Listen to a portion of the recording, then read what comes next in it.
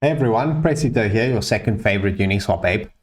So in today's video, I'm going to be covering a very important topic that I've been asked to do for a long time now. Many joined my Telegram and asked me, how do I get into private sales? Where do I start? What can I do? And all these questions. And in this video, I want to cover everything you can possibly do to get into private sales. And obviously this is different to IDOs. It would be how to get into private sales of projects. And obviously keep in mind, it is a once in a lifetime bull market at the moment.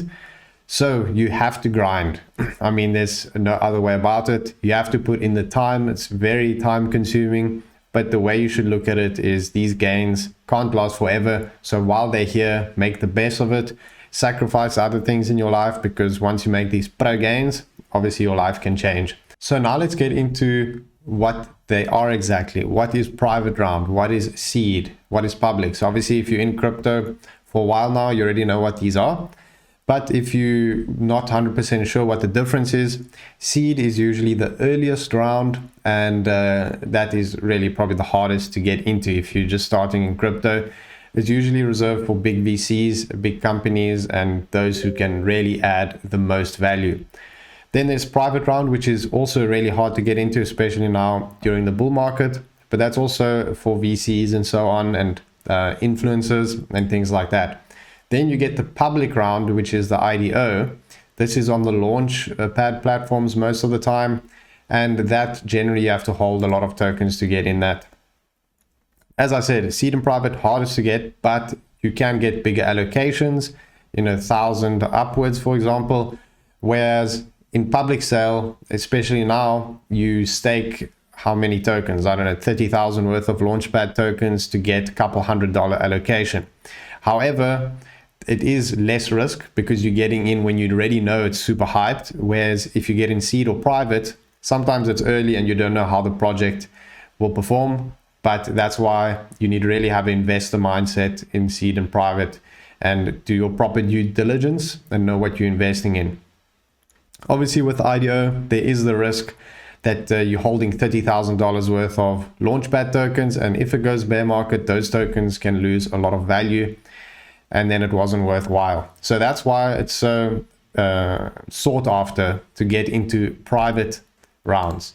Seed, I'm not mentioning so much in this video because it's usually reserved for big VCs and so on, but private is definitely possible. As I said, in terms of your mindset, if you're looking to get into private and seed rounds, you really need to change your mindset. You need to have an investor mindset and support the project long-term, add value, and you can't just dump immediately. I know if people are in the IDO, their thoughts are, how can I make pro gains quickly? Whereas with private sales, you need to think more of, how can I support this project, make it worth their while to give me allocation, and I can make long-term steady returns. So obviously in the bull market, that's how you have to think. In the bear market, projects will more likely be open to you giving them money, but you know how it works. So now let's get into what you can actually do to get into private sales. So option one is going direct to the project. This means contacting the team directly, checking the team on their website, messaging them on Telegram, Twitter, or wherever it is, on email. And if you're doing it this way, it is obviously quite tough because you have to ask yourself, how can you add value? That's the most obvious thing that comes to mind. How can you add value to this project?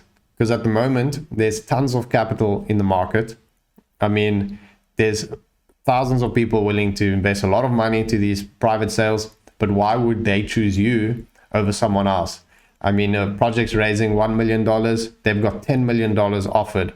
Who are they going to pick? Obviously the people that add the most value. So what you should really do, and what I really recommend, is look at what you personally strong at. What are your strengths and what can you do to add value to projects? Make a list of these things and see how it can be incorporated in offering these projects your value add. So some ideas of how you can add value is content creators. So obviously if you run social media pages, have certain channels on Telegram or YouTube, even if you're a graphics designer and you can make cool graphics for projects, that's also a way. If you make sticker packs, articles, if you have access to media outlets, things like that. All these things can be considered when contacting teams directly to try get allocation. Then the next thing would be strong connections. So for example, if you have contacts with VCs, very, very strong ones, if you have contacts with exchanges, then you can propose this to projects and maybe they give you allocation in exchange for these connections. Then what you can even do, which I've seen people do, and they get allocation from doing this, is help manage the KOLs for projects. This is something projects are lacking at the moment, I feel, is a proper KOL management. So if you can contact the project, say, I got this list of KOLs, I can help manage them, make sure they do their job properly and so on, then that is a way to get allocation into these projects. Next thing would be administrators, which would be, for example, being a mod in their Telegram or in their Discord, or helping them run their Twitter page, things like this. And that is also a way to get in to their sales. Next up, which I'm not a big fan of, is creating your own VC or marketing firm. But keep in mind, right now in the market, there is so many of them. It feels like everyone is doing this. So you have to ask yourself, how will you stand out compared to the others? I mean, it's almost like you'd be shooting yourself in the foot by doing this, unless you really have a strong plan that'll make you stand out compared to other ones. So that's something to keep in mind. And lastly, being super early. So that's quite an obvious one. If you find a project really, really early, which these days is almost impossible, and you get in, that is also a way to get in. But you also have to be careful. If a project is willing to offer you a huge amount of allocation, for example, then you have to ask yourself, why is it available for me to get? Why isn't there some big VC getting this? So that's also a red flag sometimes, and you have to really be careful and keep that in mind. Next way of getting into private sales is via connections. And I think this is the most important way and probably the best way for you to get into private sales. So what I really recommend everyone to do, start building your connections as soon as possible. I mean, if you don't have right now, you are behind and you really need to start building these up. The best way to do that is to join strong private sale focused groups, chat groups, whether it's on Telegram or Discord or whatever, and just be super active, help people with your research, and you'll see just by doing this, the connections will actually come to you. But you should also seek out connections. And a way to do that is via VCs, venture capital companies. So you can offer them value. Instead of going to the project, you could help VCs with research. You could help them with content creation and being part maybe of their KOL team, things like this, or even just offer them your real world skills. For example, project management, website design, and whatever else you're good at. You think about how can it benefit them. So you add value to the VC, which helps them add value to the projects themselves. And through that, they give you allocation. So this is really a strong way to get allocation in private sales. So this is really one of my top picks and what I really recommend to people, as well as via influencers. So if you know big influencers and you in their Telegram groups and you're really, really active, for example, you can help them run their channels. You can ask them, hey, can I host AMAs in your channel if you notice they don't do AMAs? And in exchange, if you don't mind, I get X amount of allocation for the projects. And I can guarantee you, you'll have success with this. It's highly, highly likely. You can make graphics for influencers. If you're good at graphic design, you can help them. You can say, I'll make pro graphics for you, and then they can offer you allocation.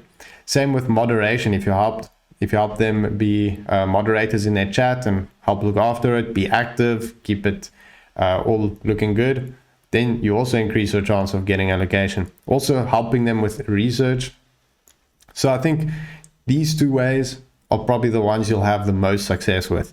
And it all comes down to one thing, and that is be active as much as possible and really build a name for yourself. You really want to have people notice you and see, hey, you that guy that does all that research and finds all these gems and so on. So that is really the best two ways in my opinion. Then you get option 3, obviously, which is via pool groups. So this is obviously a viable option.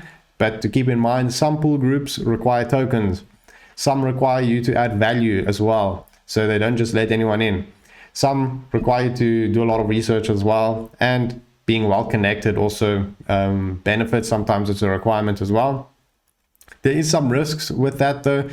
Pool groups tend to charge fees between like 10 to 20%, which is quite a lot, and understandably sometimes with gas fees and so on. But obviously if you can do it directly with the team, then you save on the fees.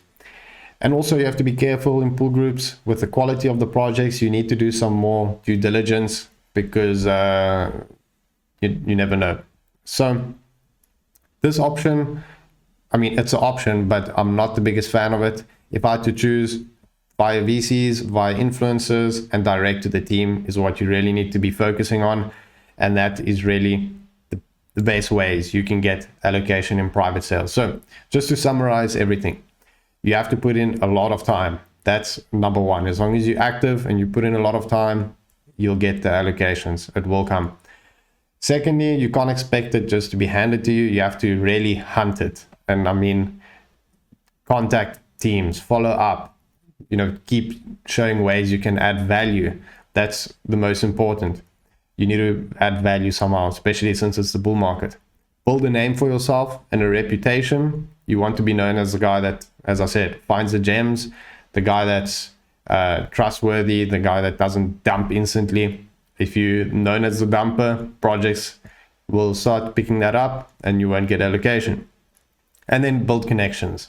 And I think build connections is really number one, and where I want to end this video off, because as long as you have strong connections, you will really grow, you'll get allocations, you'll make pro gains. So definitely build as many connections as you can, help people out, they will help you out. That's the name of the game.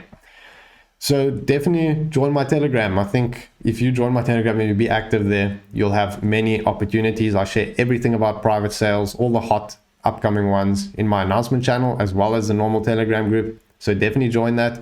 Join other influencer Telegram groups as well if you prefer. It's completely up to you, but that really is a good way to stay in the game and make pro gains. So thanks for watching, and I hope to see you guys on my Telegram. See you next time.